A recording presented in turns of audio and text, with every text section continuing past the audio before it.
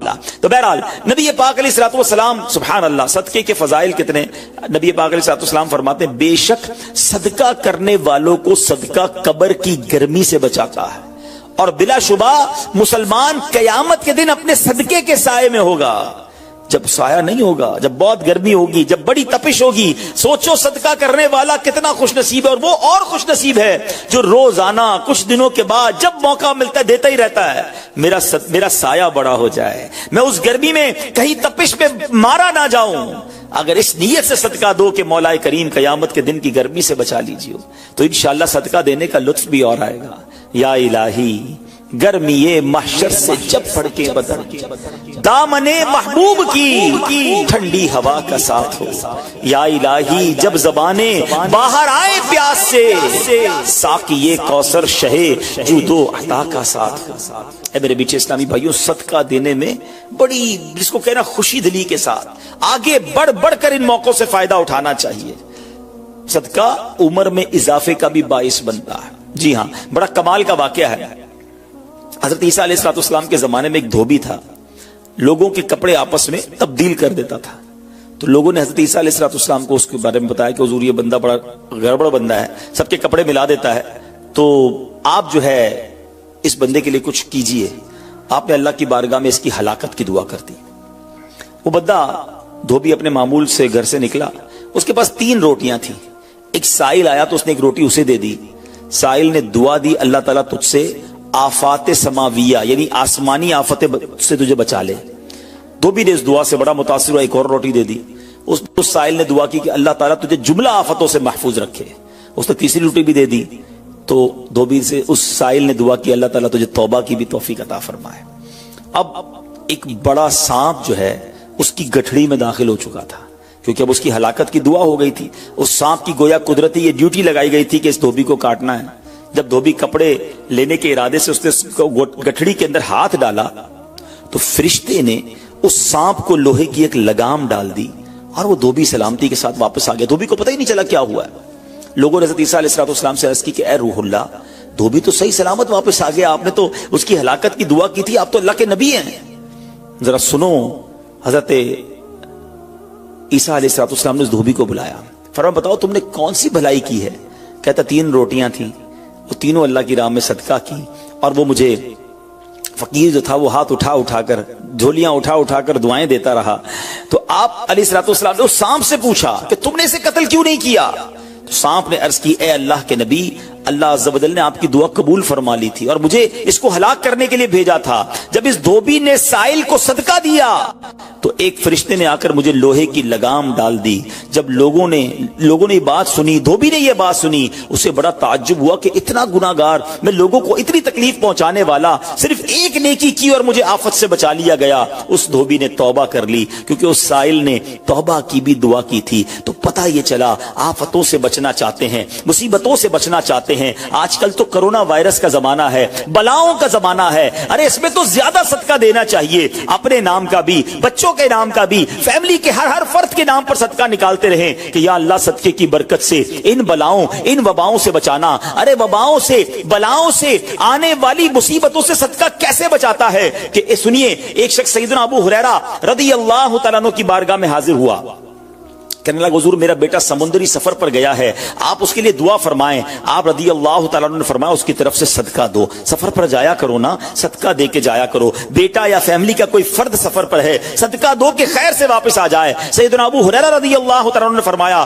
سمندری سفر پر ہے، اس کے لیے صدقہ دو. اس وقت سمندر میں موجیں اٹھ رہی تھیں. یہاں باپ اور حضرت ابو ہریرہ رضی اللہ تعالیٰ عنہ میں گفتگو ہو رہی ہے، عین اسی وقت ادھر سمندر میں موجیں اٹھ رہی تھی، جہاز ڈوبنے کے قریب تھا. ادھر اس کے والد نے اللہ کی راہ میں صدقہ دیا اور وہاں کہنے والے کو کہتے ہوئے سنا گیا اے سواروں تمہارے لیے سلامتی ہے، بے شک اللہ تعالیٰ نے فدیہ قبول فرما لیا. بیٹا سفر سے واپس آیا، اپنے والد کو سارا واقعہ سنایا کہ جہاز موجوں میں تھا، قریب تھا کہ ڈوب جاتا، مگر پھر ایک ندا آئی کہ تمہارے لیے جو صدقہ دیا گیا ہے وہ قبول کر لیا گیا ہے. تو اے میرے بیچے اسلامی بھائیوں، میں نے آپ کو احادیث بھی سنائی ہیں، آپ کو واقعات بھی سنا رہا ہوں کہ صدقہ بلاؤں کو ٹال ٹالتا ہے, صدقہ بیماریوں کو ٹالتا ہے. آپ میں نبی پاک علیہ الصلوۃ والسلام کی زبانی ایک خوبصورت واقعہ آپ کو سناتا ہوں. پیارے آقا علیہ الصلوۃ والسلام نے ہی یہ واقعہ صحابہ کرام کو سنایا. واقعہ کیا ہے؟ میرے آقا فرماتے ایک عورت کے منہ میں لقمہ تھا, کھانا کھا رہی تھی,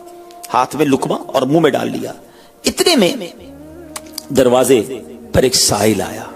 وہ عورت کیسی توکل والی, کیسی صدقہ دینے والی, کتنا اللہ کی راہ میں خرچ کرنے والی تھی کہ وہ لقمہ اس نے منہ سے روکا اور سائل کو دے دیا کہ یہ کھا لے, میں بھوکی ٹھیک ہوں, یہ بیچارہ غریب ہے. دے دیا اسے. چھوٹی سی بات تھی. ایک لقمہ کیا ہوتا ہے؟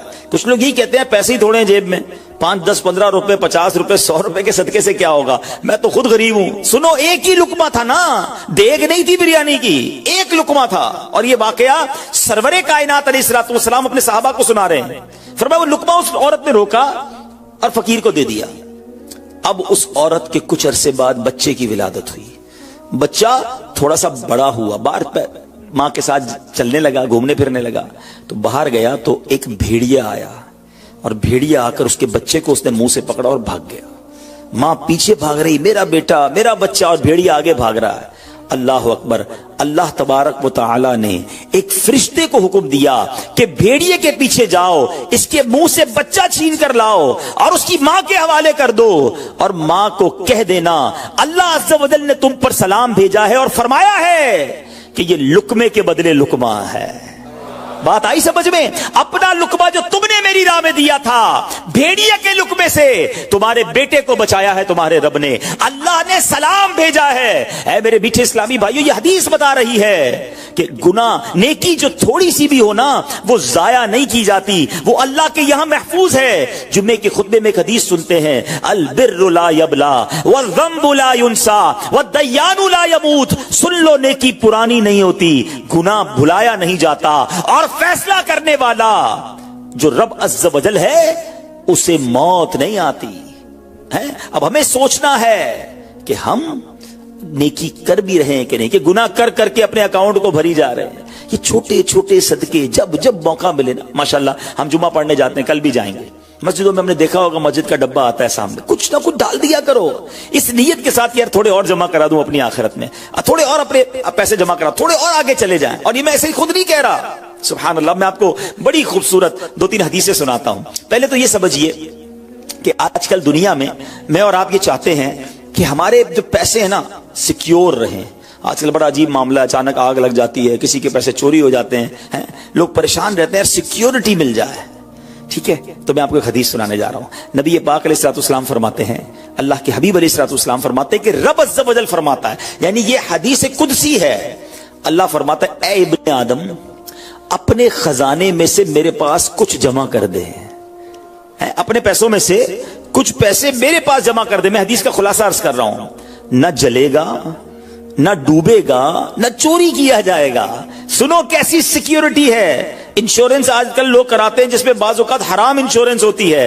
میں آپ کو سبحان اللہ ایک ایسی گارنٹیڈ مدنی انشورنس بتا رہا ہوں کہ رب فرما رہا ہے, اللہ فرما رہا ہے, اپنا مال میرے پاس جمع کرا دے, نہ جلے گا, نہ ڈوبے گا, نہ چوری ہوگا. اور اللہ فرماتا ہے میں اس وقت تجھے پورا بدلہ دوں گا جب تو اس کا زیادہ ضرورت مند ہوگا. کون سا وقت ہوگا وہ؟ قیامت کا دن, جب بچہ ماں کے پاس جائے گا نا, ماں ایک نیکی دے دے, ماں پھنس گیا ہوں, ایک نیکی چاہیے. ماں اس ایک نیکی میں بھی بیٹے کی مدد نہیں کرے گی. ماں جائے گی اولاد کے پاس کہ بیٹا میرا ایک گناہ لے لو. اولاد کہے گا ماں سے کہ نہیں, میں تمہاری مدد نہیں کر سکتا. باپ بیٹے کی ہیلپ نہیں کرے گا. ایسا حال, مگر کون حامی ہوگا؟ اللہ اکبر. میرے اعلیٰ حضرت سے پوچھو, فرماتے ہیں رضا ان کے سوا رضا کوئی حامی نہیں جہاں. کہاں؟ قیامت کے دن کیا ہوگا؟ ان کے سوا رضا کوئی حامی نہیں جہاں. گزرا کرے پسر پہ پدر کو خبر نہ ہو. بیٹے پہ گزرے گی, باپ بھی جواب نہیں دے گا.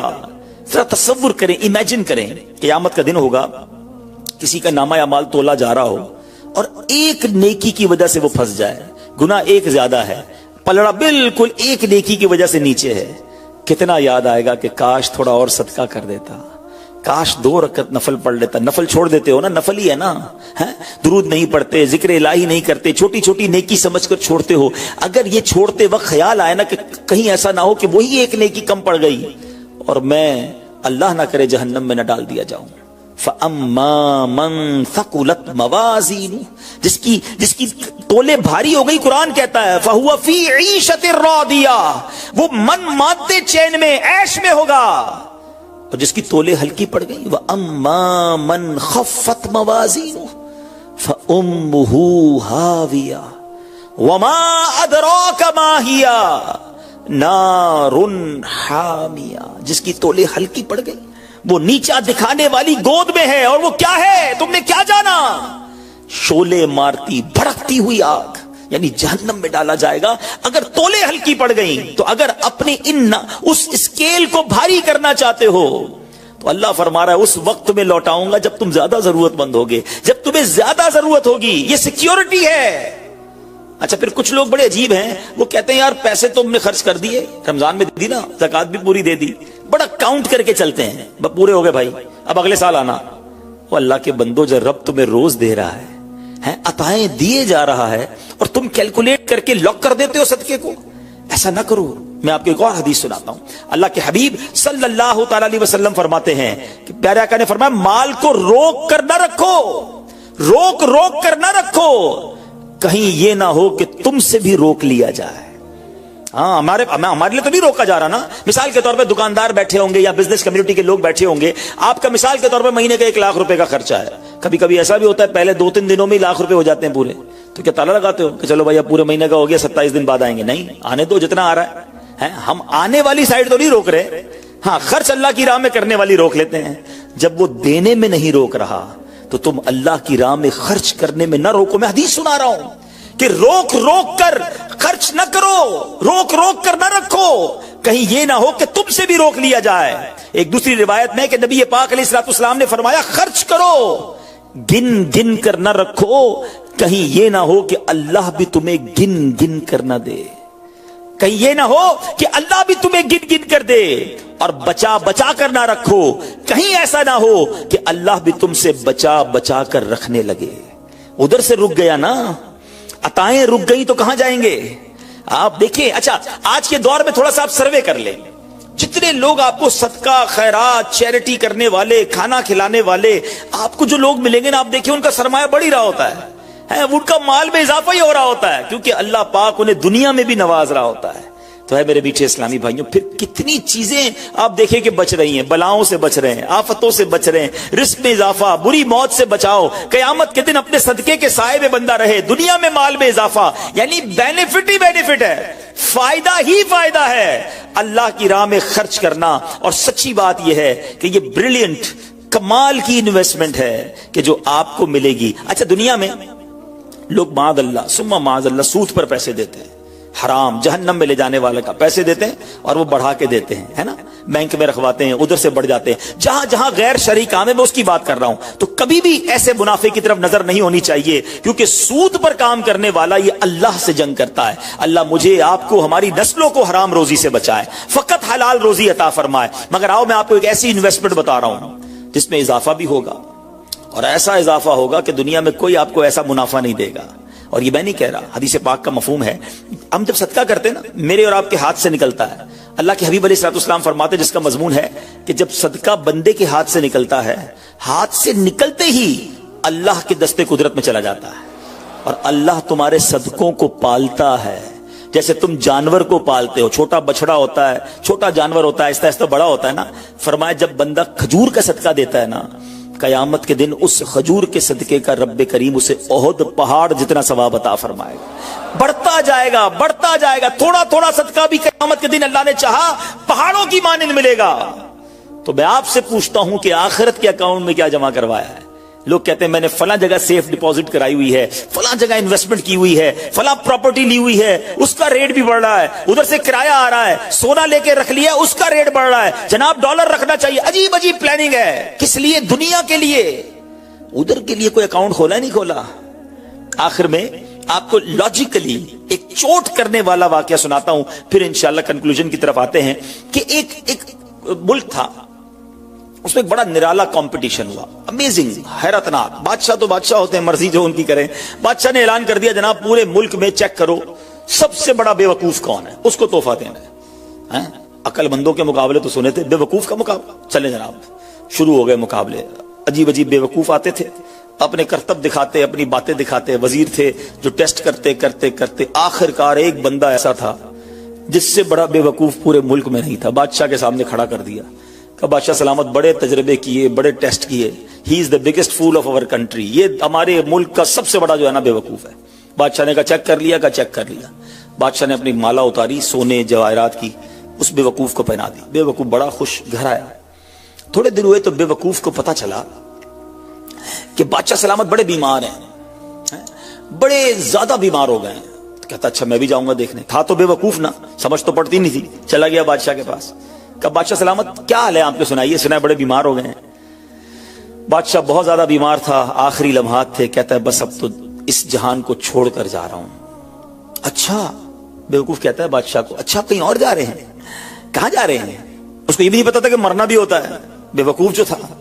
تو بادشاہ کہتا ہے میں اس دنیا کو چھوڑ کے دوسری دنیا میں جا رہا ہوں. اچھا، تو بادشاہ سلامت یہ بتائیے کہ ادھر میں دیکھتا ہوں آپ کا بہت بڑا محل ہے، بیوٹیفل بیڈ رومز ہیں، شاندار مکان ہے، جدھر جا رہے ادھر مکان بنا لیا آپ نے؟